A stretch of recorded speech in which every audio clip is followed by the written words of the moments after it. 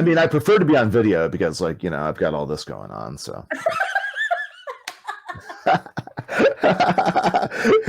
wait, hit the air horn, hit the air horn, douchebag alert. Yeah, same. No. Yeah.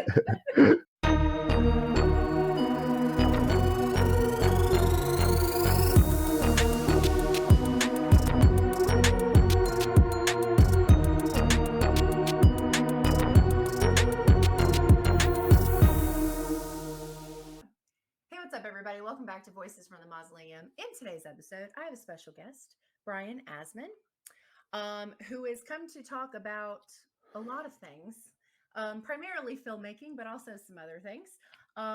Brian is somebody that I follow on Twitter. I think is how I think we have some mutuals that we follow and interact with.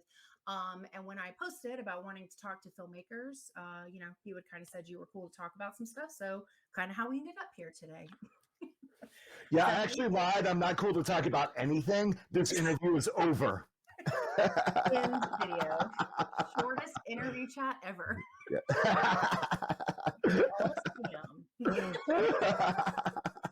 Yeah, thanks for coming and agreeing to do this. I really appreciate it. Yeah, definitely. Thanks for having me. I'm really happy to be here. Yeah, cool. So just kind of give everybody like a little bit introduction, rundown of the kind of stuff you do, which is a lot. Yeah, definitely. So I'm Brian Asman. I'm a San Diego-based writer, actor, producer, director, lots of different things. I write prose. I've been traditionally published. I have a couple books I've self-published as well. I write screenplays. I have one feature that's been produced. It's called A Haunting in Ravenwood. You can actually watch it right now on Amazon. It's available for streaming. I also have a short film I wrote and directed called Real Trouble that's making the festival rounds right now. Yeah. And it actually just won Best Short Film at Gen Con, which awesome. was pretty freaking cool. Yeah. So if you're on the East Coast, it's going to be at the Philadelphia Unnamed Film Festival and Genre Blast coming up, and then hopefully some more festivals as well. Yeah. So yeah, I also do comics. The short film is actually based on a comic I did of the same name in a anthology called Tales of Horrorgasm. Horrorgasm. I always have trouble saying that. Like, yeah, it's like Tales of Horrorgasm. Yeah, no, it's not erotica. It's just like a Tales from the Crypt style comic. That was a lot of fun. Word. Yeah, you do have to enunciate horror. Horror. Yeah, for someone who like writes, directs horror, like I have such trouble saying it. I don't know why. I just don't enunciate. I don't know. That's fine. People in the genre will know. They'll just be like, "Yeah, I know what you mean. You don't mean horror. It's fine." Yeah, yeah. People are always like, "What do you do?" I'm like, "Oh, I'm a horror writer." They're like, "Oh, erotica. Got it. It's hot." That's funny. Yeah, I think I used speech to text one time when I was messaging somebody and I said it too quickly and it definitely sent horror, which was, that's always a fun typo. So yeah. Yeah, I was messaging with someone the other day, and I tried to type "fuck yes" in excitement, and it accidentally sent "fuck you," and I was like, "Oh no, not that." Was there like an exclamation point at the end? No, there wasn't. Oh, no. That's fun. I feel like my phone has done that too. Has changed it. I don't know. My speech to text does whatever it wants, and I use it a lot, so it just kind of does whatever it wants. That's fun. It's really frustrating. So welcome to Adventures in Autocorrect. I'm your new host, Brian Asman. No, just kidding. Sorry. It's your show. No. Yeah. I'm sure I'm like, well, I don't know about you, but autocorrect has not been my friend ever. So that probably could be its own show. Yeah. No, it's not my friend. Yeah. Okay, cool. So anybody who has not seen my Filmmaker or my artist interviews before, I typically have some kind of general things I ask everybody that I think people would want to know if they're not familiar with what you do. And then of course we'll dive into some more specific things to what you have done specifically after the fact. So so kind of I just am really curious about how you kind of got started and what that journey has kind of looked like to lead you into, all these different things that you've done. Yeah, thank you. So I'm primarily a writer. Right. That's really how I identify the main thing I do. All Yeah. the other hats I wear are stuff I've kind of Yeah. worn out of interest or necessity. Oh, But I started. I've always written, but like back in 2016 or so is when I got really serious. I was having a milestone birthday that year, and I always thought I was going to be a writer by that age. And I was about to hit this age, and I was like, dude, you haven't done shit. yeah. And so I just really committed myself. I'm like, it's now or never. I didn't Okay. want to, I didn't want to wake up at like 70, 80, whatever, like on my deathbed and be like, oh, I didn't do anything with my life. I didn't Yeah. achieve any of the things I wanted to achieve. So I just like something shifted in my head and I just like really buckled down. And so I started taking classes on a website called Lit Reactor. Oh. They have forums. It's a really cool website. Oh, cool. So I met a number of people in like the indie horror scene Sure. through that, Okay. which was really cool. And it gave me a network of people to bounce ideas off of and to trade, reading short stories and Mm, things like that. yeah. So it was a really good experience. Really helped me, you know, stay motivated to write. Yeah. I had my first two publications that year in 2016. Okay. In pretty, kind of small anthologies, things Yeah. like that. So that was pretty exciting. So I had a couple couple small wins Yeah. real quickly, and that kind of helped me keep going. So 2017, I actually took 3 months off of work to just dedicate myself to writing, Yeah. which was really cool. I treated it like a job. I woke up every day, wrote for a couple hours. I'd go to the gym, write for a couple more hours. Then I'd go to the beach, like lay on the beach for like 3 hours, and Yeah. then I'd come home and like generally watch a movie from there. Yeah. Uh, That's but pretty disciplined. I feel like a yeah, lot of people always talk about how they can't like stay focused on their writing when they're supposed to be writing. yeah, it's discipline's hard, and you have to find out what works for you. Sure. I I found generally just setting aside time, like repetition schedule, things like that work Always for good. me. Yeah. But I Yeah. can write anywhere at this Yeah. point. So one of the things I love doing actually is going to breweries. And so I'll bring my laptop and just sit there, get a flight of beer, sit Yeah. there, Yeah. right? You know, so yeah, that's essentially how I got started. I met a lot of people in like the indie horror book scene, Yeah. and then from there, through some of those people I met, they one of them had gone to grad school at UCR Palm Desert, where Okay. they have a MFA in creative writing, Okay. and so Stephen Graham Jones teaches there. It's a Okay. pretty cool program, very genre friendly. Okay. So I ended up going back to school to get my master's, and when I did that, I was mainly studying prose, but I started taking classes in screenwriting as well. Oh, okay. So that's when I got into screenwriting because I was always like, oh, I'm just going to write books. I'm a novelist. I'm a novelist. That's what I do, and I had to take an elective basically, Oh, and so I started taking screenwriting, and I was like, wow, this is really cool. I okay. really liked switching between them. So I Okay. found that when I'd go write a script, that just allows me to approach story differently, and then take those lessons back into my prose. So like my prose got more visual, it got more stripped down in some ways. Like I was learning different lessons and applying them to both, and just kind of like, it was a really really fun time. But through Yeah. grad school, that's and doing screenwriting, and I met some people who had made short films, Yeah. and all of a sudden it just kind of clicked in my head. I'm like, wait, this is a thing you can also be doing. And frankly, the publishing world moves really slowly. So I like to have a couple different irons in the fire at all times, because it's just a hurry up and wait game. Yeah. And Yeah. so in 2020 or so, my agent was shopping uh novel around, and publishing was really slow, and I said, well, instead of just continuing to write more novels that are she's going to have to shop around, because she actually had three at that point. Oh, wow. I was like, okay, I'm going to do some film stuff. I'm going to apply some of my energy there, you Okay. know. And so I started just kind of dipping a toe into the film world. Yeah. So that's essentially how I got started.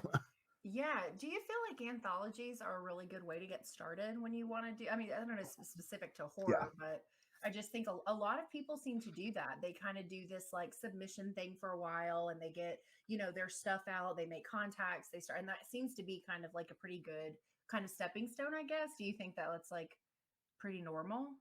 It is, yeah, that's, I'd say, probably the most common path for people Yeah, makes is sense. that they write a few short stories, they start submitting them.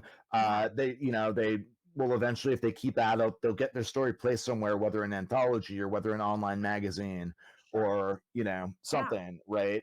yeah, Um, if you keep submitting stuff, eventually something's going to hit, something's going to yeah, work out. If you keep, well, also, if you keep submitting and keep refining your craft, yeah, of course. something's going to hit. But yeah, most people I know got their start writing short stories, submitting to anthology calls, and getting their first couple publication credits that way.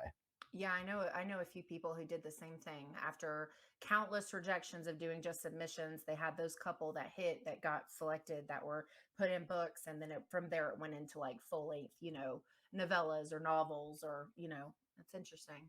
I was Yeah. actually going to comment about the fact that I felt like the book of yours that I'm reading right now, I feel like reads like a movie. I was actually going to comment on that, but Ah, thank I think you. that makes sense because, yeah, with you writing, like with doing screenwriting and being, in filmmaking and stuff, I guess that makes sense. But not everybody writes that way. That's definitely like a very specific style, and that's how it reads. I made that connection like within seconds of starting to read it. I was like, this reads very much like a film. And you talking about doing the screenwriting and what that contributed to your writing and your visuals and stuff makes perfect sense. I was actually going to comment on that later. So it's Oh, thank you. Thank you. I really appreciate that. yeah, yeah.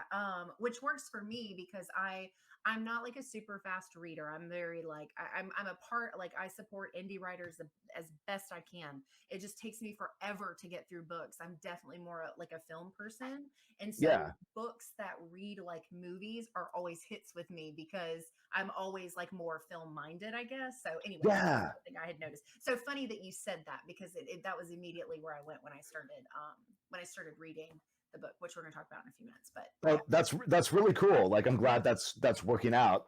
yeah. That's some good validation for for my self image. Actually, it sucks. I just brought you on. No, I'm just Oh. joking. Yeah, actually, this is a roast. Yeah, and actually, there's more people waiting to add. No, I'm just Yeah. joking. Yeah, no, that's crazy. I love when people do all of it because it is I think a lot really common for people to kind of do both. I don't know about other genres, specifically in horror, but where I know Yeah. like plenty of people that are into doing horror shorts or are working on feature length films and that kind of thing. They do typically come from a writing background. Like that's really common. So that's really cool. I mean, doing all of it makes sense. That sounds like a ton of fun doing all of it. And screenwriting, I know, is like a completely different monster from writing like novels and short stories. Yeah, it really is, but it's fun. It's a unique way of writing, Yeah, and I think it really makes you think about what are the most important, frankly, beats of your story. sure. I was having dinner with some folks the other night who were more screenwriters, Okay. and some of them had written prose as well. And I was saying, I really feel like it's harder to write a good screenplay than it is to write a good book, Mm. like significantly harder. And they were like, I don't know if I believe you. They're like, they're like screenplays are so much shorter. They're like, essentially 30 pages of text, more or less. Once you kind of, delete all the white space, take the white space away, it's like 30 pages. And I'm like, Yeah, yeah, but when you write a novel, you can lean on narrative voice in a way that you cannot with a screenplay, that makes right? sense. That screenplay has to be a blueprint that other people can go and like actually functionally do something with, Yeah, versus like the novel. Like, I can go off on tangents in my novel, and some yeah, readers will still respond to that and still yeah, think that's a good book, yeah, and just stuff like that, right? yeah. And I think too, like reading, even people who read quickly, reading is a very different time commitment than films. I feel like sometimes people go into films, especially horror, with this like very these very crazy expectations of what they're going into, and it just feels sometimes, depending on, I know the reader, but like I know like people who just are a little bit more open minded when they're reading a story. And I think some of it has to do Yeah, with the fact that like what you're talking about when you're writing out these things, and you go on tangents, or you don't have to rely on visuals or lighting or music, then people can kind of fill in those gaps themselves, which actually in turn makes things more effective in a horror right. book or story. And that's like, and then because in films, you can, there's a very fine line between showing too much and not showing enough, and what's effective. If we do this, is that going to be too much for somebody? Is it going to be a disappointment? It's very different going, back and forth. Yeah, it really is. And there's the whole like, will they understand what's going on thing, because you Yeah. don't have as many tools at your disposal. You have different tools at your disposal, right? Like with your narrative voice in a book, you can just essentially explain what's going on. Like, if you read what I call airport fiction, so if you grab like a David Baldacci book or something, he sold Okay. hundreds of millions of books. I can bash him and it's fine. And I'm not really bashing him, but like when you read one of his books, they're meant to be read after you've taken like 2 Ambien and had like a whiskey, like because they're constantly reminding you of what just happened. And Sure. I like if you're sick or something, if you have the flu, it's great to pick up because like you Mhm. don't have to engage with it Yeah. fully, but like again, it constantly reminds you. He's using the narrative voice to constantly remind you of what happened in the story. So it's just I know it's just books can do different things like that versus film where like Yeah. it becomes a lot more awkward if a character every 5 minutes is saying remember what happened 5 minutes ago. Yeah, well, and you don't wanna like, at least me as a viewer, I don't wanna feel spoon-fed when I'm watching a movie. I want it to be kind of like a one of those stupid video games where you have to read all the letters to get the whole story. Like, I kinda like stuff like that where you have to figure it Yeah, out, or it gives me something to think about and I'm not really sure too. It's just yeah, different. Like, it definitely comes across different. And I think, like, I had a conversation with another writer one time about we were talking about, the show, Haunting of Hill House. yeah, All that's of the fantastic. like yeah, and talking about like all of the ghosts that are hidden in the background. And he was like, "Man, I wish there was like a way to do that in books, because you can't say that it's there, because then that defeats the whole purpose of it being hidden but being able to see it." So it's just this very different like ability of like, you can watch Haunting of Hill House and see all the ghosts in the background that are not, there's not a lot of effort to showing them. You have to really look for some of them, versus like Yeah, being able to do that in a book is like completely different. there are just different tools at your disposal, and yeah, there's some things like jump scares don't really work in books for the most part. Sure. Like there's one or two examples. Like Stephen Graham Jones has one in The Only Good Indians, and Sarah Gran has one in Come Closer. And those are really hard to pull off, but not impossible. Yeah, I can see. Um, but yeah, it's just different stuff at your disposal. Like I haven't figured out how to do the whole hiding things in the background in a book yet, but I wouldn't even know where to start. So you know, yeah. So, if you were to have a conversation with somebody who's just looking into getting into that world, whether, I mean, it can be from an author perspective, it can be from an acting perspective, a writing perspective, however you want to look at it, what's a piece of advice you would give someone who didn't really know where to start? yeah, that's a great question. So I think the first piece of advice is it's possible. So just remember, it's hard, but it's possible Yeah. to do whatever you want, right? Yeah. And because like, look at me, I've done it, and I'm just some jerk with like a bunch of tattoos, wearing a Killer Sofa T-shirt, and like, I've written books, I've made short films, I co-wrote a feature, like I did all these things, mostly in the past couple of years, you Yeah. know. I think like networking is really key, and sometimes people shy away from the word networking because they hear that and they think transactional networking, and that's not really what I mean. It's just if you're a fan of things and you tell people about what you like and you talk Yeah. to people about the things that you care about, you'll make connections that way, Yeah. right? Just like we connected on Twitter, Yeah. just our mutual love of horror and everything like that, and following the same people, Yeah. you know. Um, so yeah, I think if you're just kind of like, I always tell people, if you want to succeed, there's really one universal piece of writing advice I've found, Mhm. and I think it applies to acting, directing, whatever. Okay. Um, but like this is the closest thing to universal advice I think exists, Okay. and it's essentially keep writing and don't be a dick, and then I think you can succeed. I think most anyone can succeed. Like when I first started, I think I told you I met a bunch of people through Lit Reactor, Hmm. and this was back in like 2016.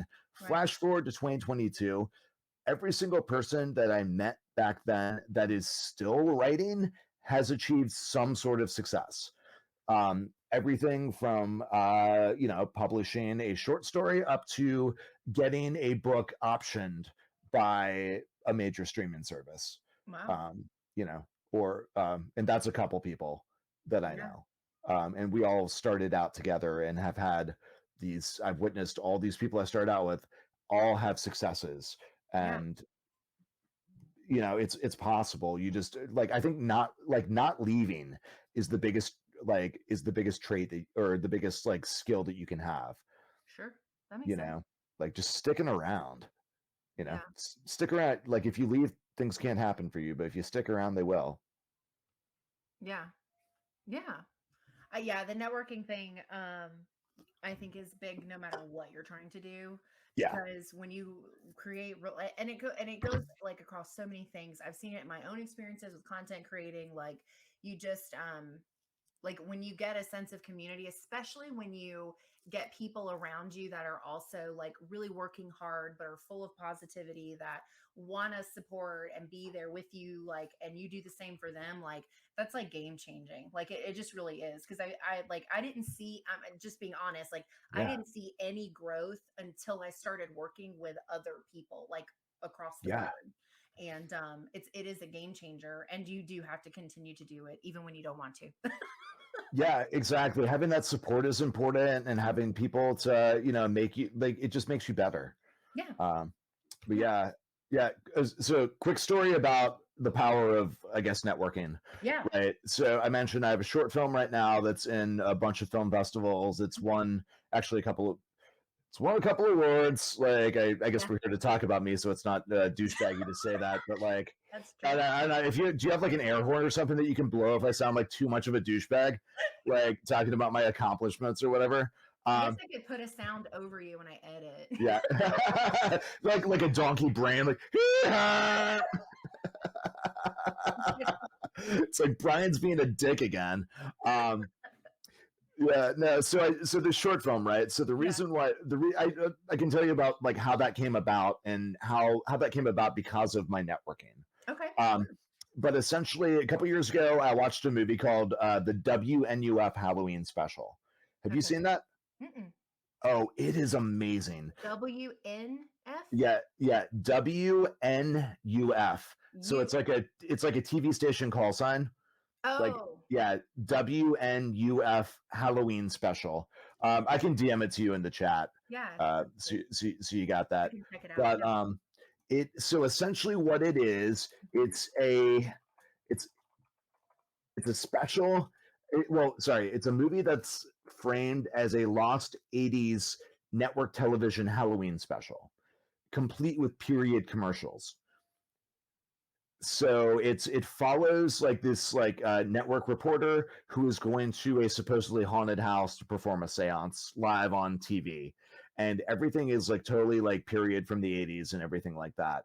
um it's really, really good. So I What watched is this it? movie, fell in Um. love with it. Yeah. It's and So I fell in love with this movie, and then I saw, just randomly online, I connected with the creator, Oh. online, because you can do that now. If you like a movie, if you like a book, you can just go follow that person, Yep. and sometimes they follow you back, right? And then so I found out that he was making a sequel to the movie, which actually just came out. Oh. But yeah, he's making the sequel. He's doing a Kickstarter campaign, and so I contributed to his Kickstarter campaign. Cool. Okay. And that's how I got to know Chris LaMartina, the director of WNUF Halloween Special. And Cool. so at his house in Baltimore, and just having some drinks. We really hit it off. And so when I wanted to make this film, I reached out to him to see if he had, essentially see if he wanted to come on board as a producer. He said Yeah. yes. He hooked me up with the cinematographer and uh, sound engineer slash editor slash everything else, and the animator.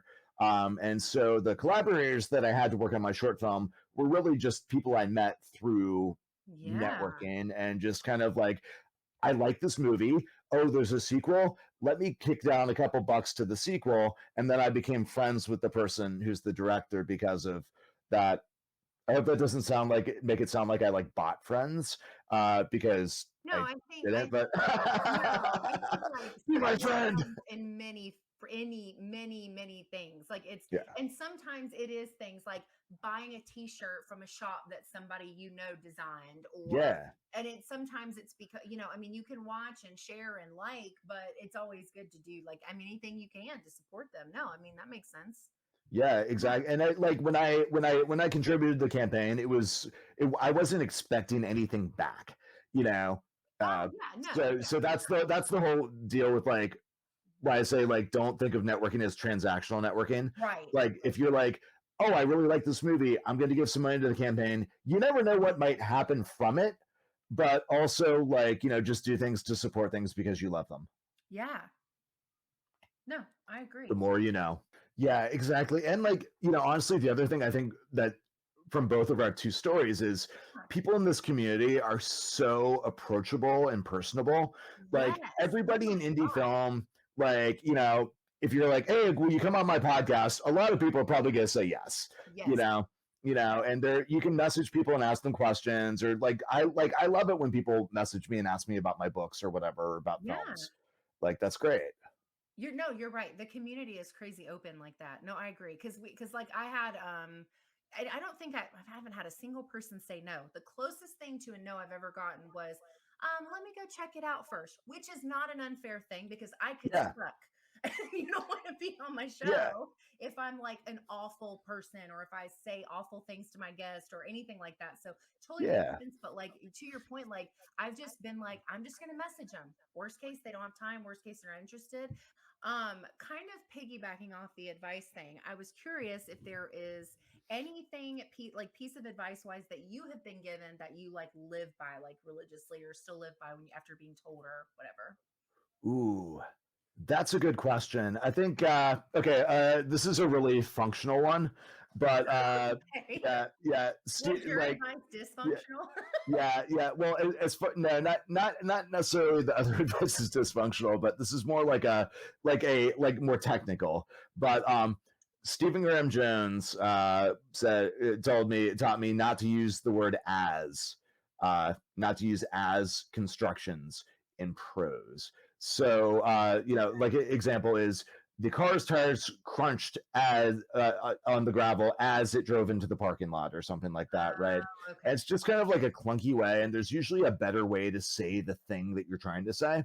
Um, Mm, usually, also, I find in prose when people use as constructions, they're trying to describe two things that are happening one after the other. But when you use an as construction, you're actually saying these things are happening simultaneously, right. and Okay, that makes sense. it's just kind of weird and throws the reader off. So there's Hmm. like better ways to write things. Yeah. So yeah, That's that's what I'll go with. That's the one piece of advice that's always you just stuck still, with me. yeah. As construction. Hmm. As constructions, like as. Got it. Yep. Interesting. Huh.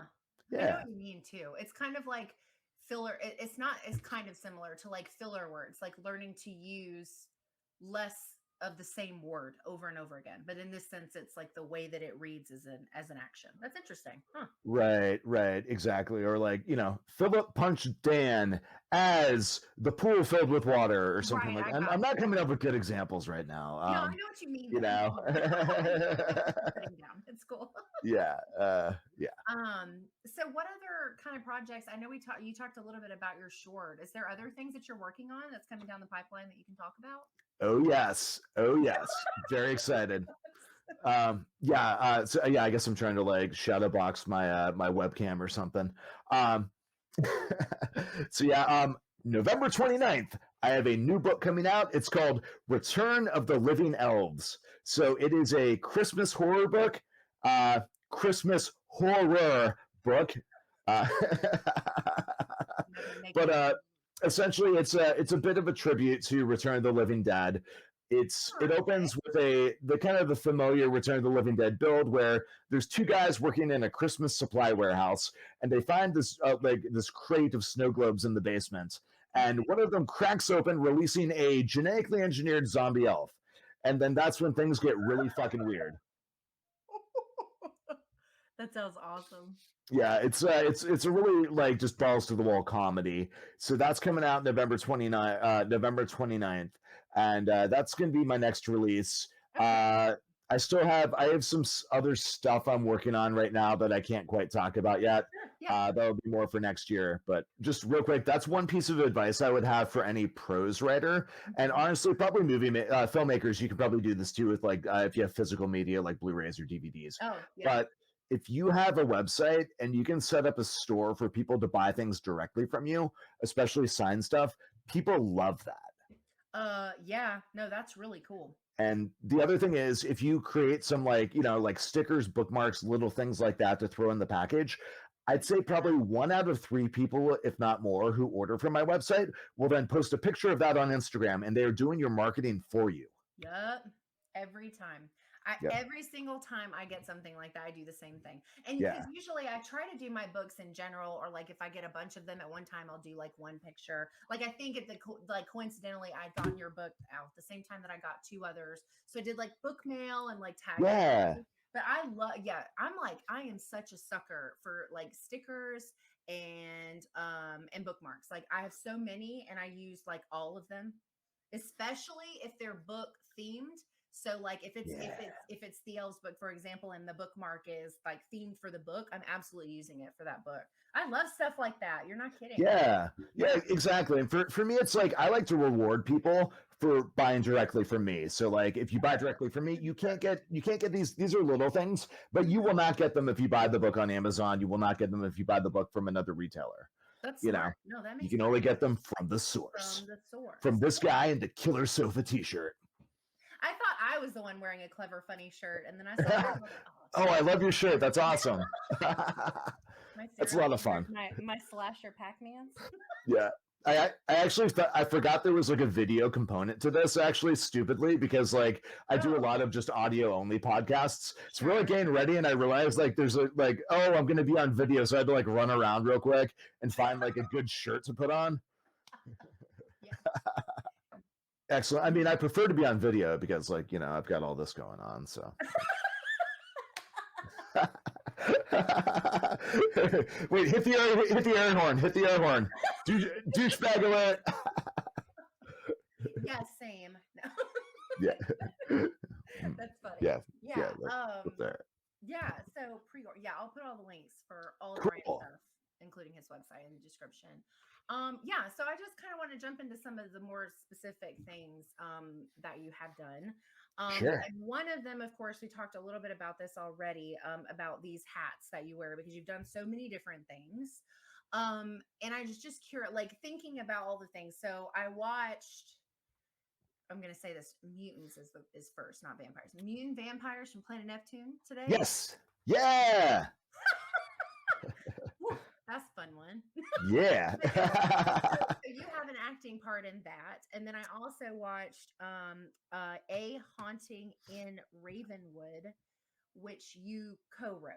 Yes. You didn't direct that one; you co-wrote. I did not direct that one. No. Yeah, so I was. Those are the 2 films that I've had exposure to so far that relate directly to your creation. But so between the acting and the directing and the writing and all of these things, I was kind of curious, like, do you have any of these experience changed the way that you like, as far as I guess like preferences? Like, do you have, I mean, you said you're very writer focused, right? But do you have like these different things that you get from doing these different things, like, or more like, how like maybe acting fulfills something different, or maybe like, because I mean, just speaking as a viewer, it looked like you had a lot of fun in the vampire movie. Oh, I had a fantastic time. Yeah. Also, big shout out to my co-stars in that, Crystal Lavero and Amy Honeybee. They were fantastic to work with. Yeah.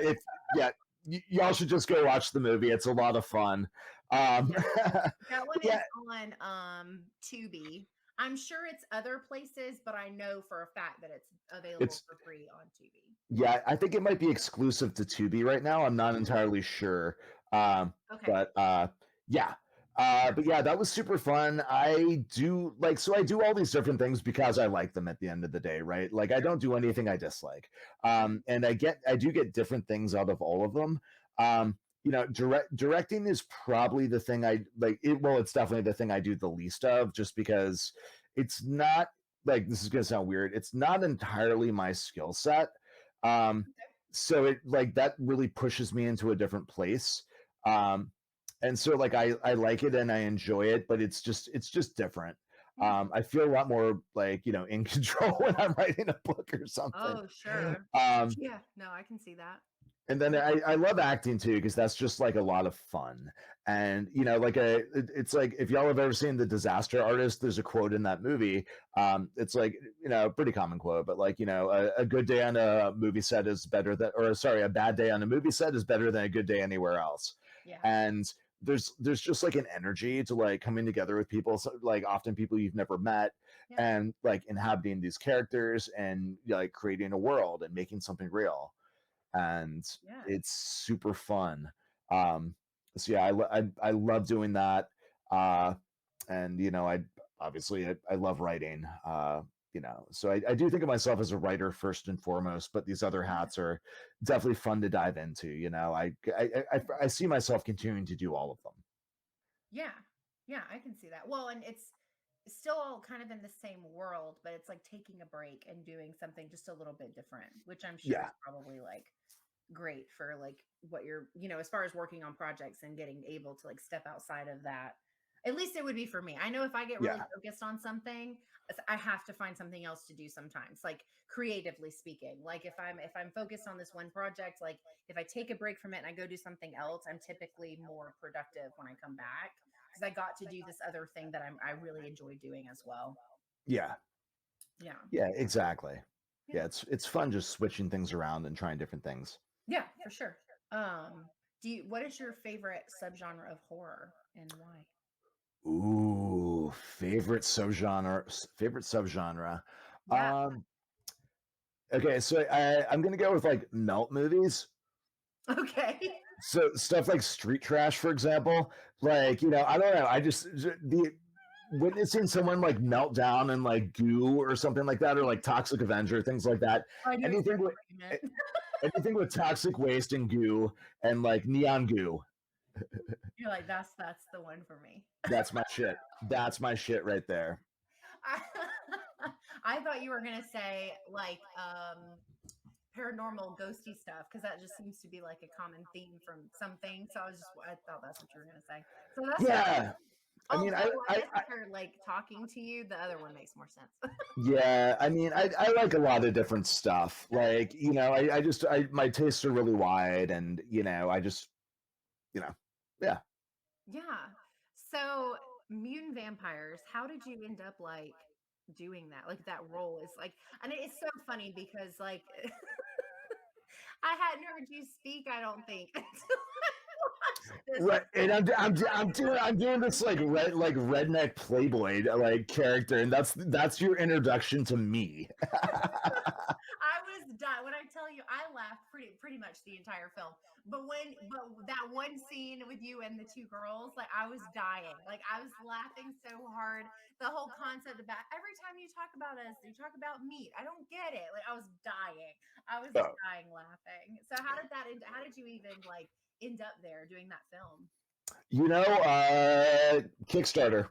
Yeah? Like honestly, or Indiegogo. I Oh, think that one might have been on Indiegogo, either oh, or. But like I was just kind of like, again, this was when I was first like kind of dipping a toe in the film world, yeah. and I was looking at like different indie productions, and I just see like, oh, mutant vampires.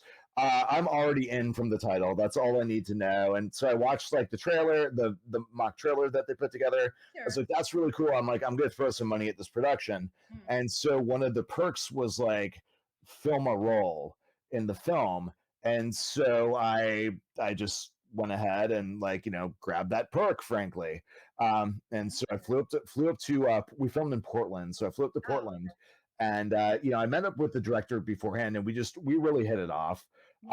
yeah. It was a we and he had no idea what he was getting, basically, because like it was an Indiegogo perk, so he like just didn't know Okay, um right. what, like, who bought this, like what their personality is like Sure. It's just like what's gonna happen. So he was a little like, he was like, I'm not sure how this is gonna go. And then I get there, I meet my co-stars, and we start writing lines, and he like immediately was like, oh, okay, this is cool, we're this is cool. gonna be good.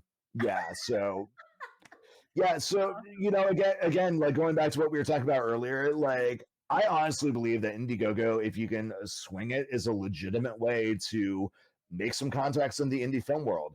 Like, Yeah, if you contribute a little bit to someone's production, you meet them and like, hey, like keep in touch, afterwards and things like that, you yeah. know. I So I hadn't even heard of Indiegogo until recently. I just had another filmmaker conversation with someone else who's using it for another project that he's doing. And I was like, I've never even heard of that. And he was like, are you kidding me? And I was like, I swear I've never heard of it. So you can do perks on Indiegogo. Like that's interesting. Kind of like a Patreon. yeah, it's kind of like that, but it's for like individual projects. Right. I So got I'll say I want to make a project called I don't know, Killer Love Seat, right? Right, which is going to be totally derivative, but like we won't go there. But I'm making Killer Love Seat the movie, right? And I need $30,000 to make my vision come to life, sure. and so I can sell different perks and just say for $25 I'll put you in the credits, or for $300 the Killer Love Seat will eat you, or yada yada, whatever we want to do, right? That's pretty cool. I like Yeah, it's a cool way to make indie film, frankly. And it's honestly not that different than the way that indie films used to get made, except on a much larger scale. So instead of sure. like, Kevin Smith going around and putting stuff on credit cards and borrowing money from his friends and everything like that and putting them in the movie, your friends are now the internet, Right. right? Yeah. And so that's how that came about. But the cool thing that happened there, which will probably segue into what you might have been wanting to ask me next, so hope I'm not spoiling anything. No, I'm sure it's fine. um so after the mutant vampire thing, the director Calvin McCarthy and I kept in touch, Yeah. and he got contracted to do A Haunting in Ravenwood. And so he approached me and we were talking about, and I was like, well, let me see the script, so I take a look at the script and I'm like, you know what would you think about me taking a couple passes on this, because I'm mainly a writer, and the script had really good bones. I thought there was some stuff that we could dial up and add a little more here and there, and he was like, yeah, sure. So I locked myself in my office for like 4 days and went at it and did some Yeah. rewrites on the script, and yeah, I think it turned out really cool. Yeah, I actually really liked it. Oh, thank you, thank I you. did. I think like, and I know people who watch indie or read indie, like you definitely you get different things, right? When you go into, there's a reason they're called B films. There's a reason they're lower, they're lower budget. And but I don't know that I would say that this necessarily felt that way to me. I felt like, and I don't know her name, but the girl that played Mary. Yes. Yeah. Oh, damn it! I'm blanking. I'm I blanking. can't remember. China. Yeah, her Yeah. name's China Shirts. So she was fantastic and super believable, which Yeah.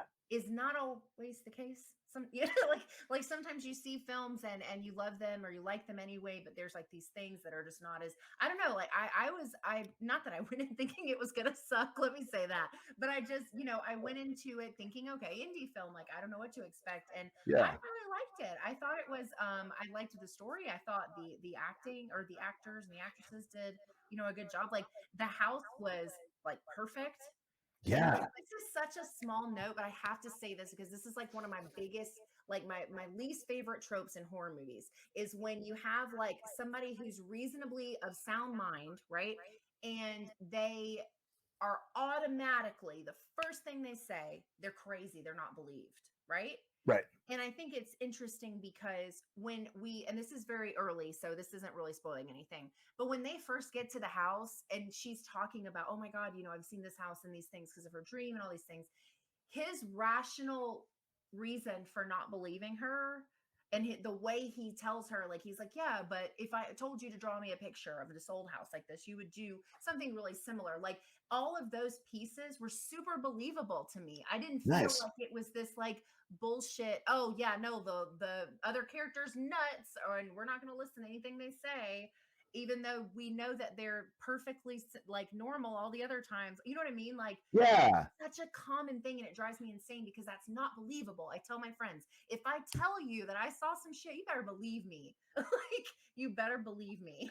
And Yeah. so the way that that was done, obviously leading into other pieces of the story, like I just really liked that because that's like one of my least favorite horror tropes. I hate that so much. And I thought that the way that they had those conversations, early on before like the story kind of really gets going, I really liked that because it just made it feel more real to me. Thank I just you. have to say that because like Thank you. Yeah, I really appreciate that. That's one of the things that we were trying to do. It was, the movie was intended to be a neo-gothic ghost haunted house story, sure. very, very Vincent Pricey, but we wanted to just try and deliver that while at the same time Yeah. tweaking little things here and there just to make it something new, right? And whenever I get my hands on a trope, I try and figure out, okay, well, what's something that we could do just slightly differently here? Because Yeah. it's just balancing like giving audiences what they showed up for with you know, giving them something new, you Yeah. know, and And that's I think like that's one thing that will elevate my movie experience. If I've said this about plenty of things, books that I've read, comics I've read, shorts, movies, TV shows, whatever. If you can take something that is super familiar to me, but make it just enough different that it's really unsettling or really like a lot more realistic just by this little nudge of a difference, like that's huge. Like it just changes the whole experience. It really does. yeah, Yeah. it really makes movies and books stick with you, I think, when there's just that little something new that, okay, I haven't seen it quite this way before, Yeah. you Because know. right now we're getting like mills of horror movies that is the same stuff over and over and over and over again. And I can't even tell you how many films I've seen that first 10 minutes, I'm like, okay, well, I know the rest of the movie, which is so Yeah. frustrating. Yeah, exactly. Yeah, so I really appreciate it. And I had to say that because that's like one of my least favorite horror tropes. And Oh, thank you. I love that. I was like, as soon as that scene happened, I was like, I like that. Yeah, thank you very much. Yeah, I definitely appreciate that. That's certainly what we're going for with this. It's like it's a low budget indie film, Yeah. but we wanted to really deliver something that No. was the Yeah. best, like our best shot, and I'm really proud of the way the film came out. Yeah. And it's shot really well too. No, I liked it. Yeah, that crew, Calvin and his crew really do some amazing work for for the budget. So, Yeah. And I know you said this was on Prime. This is also on Tubi because that's where I watched it. oh, nice, Yeah, excellent. that's also on Tubi. But I know I liked it a lot. And actually talking about taking something familiar and kind of twisting it, I think is a perfect segue into your book. Oh, thank you, man. Fuck this house. So I had never interacted with you by when when I got this Yeah, book. I yeah. got it because of the title. Yeah. So many people did. I hear that all the time, and I'm like, hey, but you bought it. And it's because how many times have we seen horror movies where we're like, we think these things, or we're like, why are like this is such a common thought process when Yeah, we see horror movies. the, it's actually how the book started. It started as a Twitter joke, actually. Oh yeah. Where I was like, yeah, one day I was just like, this would make a really good name for a haunted house book. Man, fuck this house.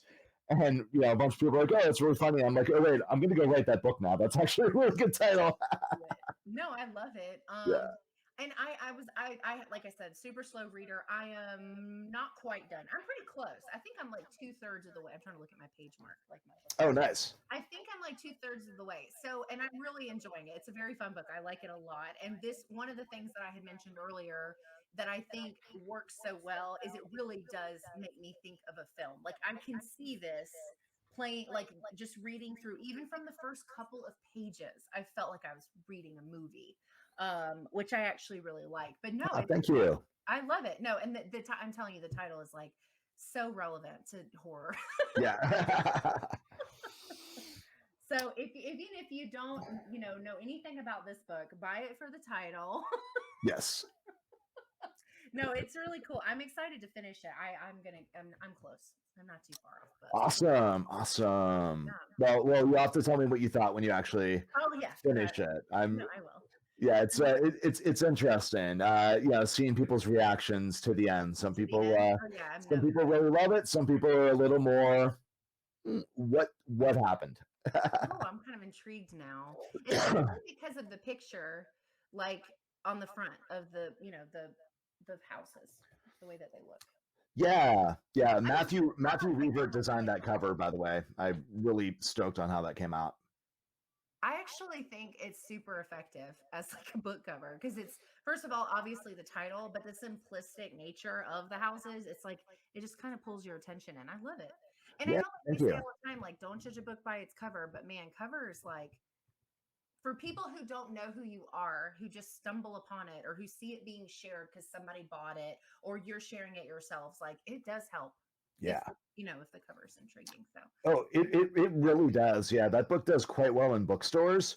I bet. Literally just because of the title and the cover. Like people pick it up and then they walk out with it. Yeah. Hopefully after stopping by the cash register. Um, Preferably, but yes. We preferably. don't Yeah. condone theft. Yeah. Yeah. Exactly. Yeah. This isn't like an Abby Hoffman steal this book type thing. I'm like, no, pay for that book. Yeah. Yeah. No, it's really fun. I'm excited to finish it. I have not finished it. So that's funny. So it came from a Twitter joke. I didn't know that. That's funny. Yeah, it came from a Twitter joke. I was really wanting to write a haunted house book anyway. Okay. I was a couple of my first books were all kind of like weird. I don't know. My first book was called "I'm Not Even Supposed to Be Here Today," which is essentially like clerks at a gas station with a giant demon that looks like Kevin Smith. So I've done a lot of stuff that's kind of like more weird, bizarro type stuff, and I was like, I Yeah. want to write like an actual like haunted house book Okay. that's easier to market, frankly. I started trying to describe to people what my other books were, and so I was like, yeah, I'm just gonna do it. With this one, I'm like, yeah, it's a haunted house book. That's what it is. And then people are like, oh, okay. Yeah, you like ghosts? It's a haunted house book. So Yeah. that was my intention. But if I'm gonna write anything, like we were talking about with the film, like I want to try and find like a somewhat of a fresh take on the existing tropes. Like I don't want to do something that's just paint by numbers. At least at this stage in my career, give me another 5 to 10 years, and I might be just trying to cash in left and right. I'm not above that. Uh, yeah, I'm just like, yeah, just putting out like 6 novels a year that are all like Grady Hendrix's Paperbacks from Hell style, like just like Yeah, yeah, 80s trash, yeah. completely. Um, yeah, so with this one, I was like, well, I want to write a haunted house book, and I wanted to write a book about a family because my previous books had not been about families, Yeah. and I wanted to do something different, mainly because it's funny. A couple years ago, my friend Autumn posted something on Twitter that was like this, and I'll say something out of pocket about you. And so I was like, oh, I'll play. Yeah, definitely. And she's like, I feel like you write exclusively for bros, and it makes me feel left out. And so at the time, that's when I was first starting in the early stages of writing Man Fuck This House. And originally the book was gonna be set essentially in like a frat house. And it was gonna be like Van Wilder with ghosts, basically. It was gonna be like a much more raunchy college comedy. Where someone wakes up and there's like a dick drawn on their face, and all their Yeah. friends are like, well, the door was locked, so like there's no way someone could have gotten in here to draw a dick on your face, man. Shit like that. Yeah. That's what I was originally going to do with that. And that comment, like, maybe kind of look back and reevaluate and go, you know what? Like, I need to stretch myself a little more because I can write that book, but can I write a better book? Can I write a more interesting book? And so, Little Autumn, yeah. yeah, it's like I don't know. This book would not exist without multiple tweets. So that's the interesting thing. Twitter is essentially the thing that made this book what it is. Yeah. Yeah, that's hysterical. Can you talk about the other thing that's going on with this book or no? I mean, I can. So we have talked. I have talked about it online, so I can talk a little bit about it. Okay. But I can't really talk too much more about what I've already said publicly. But it's been That's fine. Well, optioned. just for the sake of Yeah, it's been optioned for TV by a major streaming service. So I'm not allowed to say which one, but if you heard the name, it will probably most likely be one that you have. yeah. Can I So ask, is it going to be, are we talking series or movie? My understanding is they're looking at a series. The options agreement included both, Oh, okay. but Just curious. yeah, it's I believe right now it's going to be developed as a series. Cool. Yeah, Okay. yeah. So really really excited about that. And obviously these things, these deals, like often who knows what happens. Oh, sure. It's like 1 in 20 or more, 100, but uh, Yeah. fingers crossed. Yeah. Fingers crossed for sure. Well, that's exciting. Yeah. I'll Yeah, have thank to you. circle back when I finish it. I'm really curious about the ending now that you've said that. Yeah, So, I can't yeah. wait to hear what you think. Yeah. So my last question is one that I got really bad about. I've skipped like two people and forgot to ask them. I'm trying to ask this of everybody that comes on. What is your favorite scary movie? Ooh, my favorite scary movie. This is one of those things where I always freeze up when people ask me what Oh my shit, me favorite thing too. And I is. do this Y- content every y- day of my you life. know, I'm just like, there's so many things that I love. Sure. Um, so I mean, I can tell you the first one I watched ever in my life was Killer Clowns from Outer Space when I was Oh my 5 years old, and it scared the living shit out of me. Uh, I think the one I've rewatched the most is probably Return of the Living Dead. I Okay. find that one just a compulsive binge watch. I can just put that one on. It's like Um, comfort horror. that's a great comfort horror movie. I'll just put Yeah. on when I'm just like cleaning or something. Like, Cool. Well, thanks again so much for coming on and chatting. This was fun. yeah, thanks for having me. I had a really great time. Yeah, Yeah, sure. we'll have Yeah. to do So this again sometime. yeah, for sure. I will put all of Brian's stuff in the description for this episode, including his website and his socials, so you can have access to all of that stuff. Yeah, well, thank you again. I'll let you get back to your evening. Well, thank you so much again. I really appreciate it. It was fun. Cool. Yeah. Thank you so much for having me on. I had a blast Yeah, chatting with you. yeah, So of course. Yeah, we'll do something again later. It'd be fun. Yeah. cool. All right. Sounds great. Well, you have All right. a good rest of your night. Thanks. See ya. Have a good Thanks. night. Bye. Bye. Yeah, so that was my filmmaker conversation with Brian Asman. Definitely check out his book and go watch A Haunting in Ravenwood on Tubi. Really, really cute little indie film. Yeah, that's all I have for this one. Thank you guys so much for hanging out with us. Hope you have a good rest of your week. Enjoy your weekend, and we'll see you in the next one.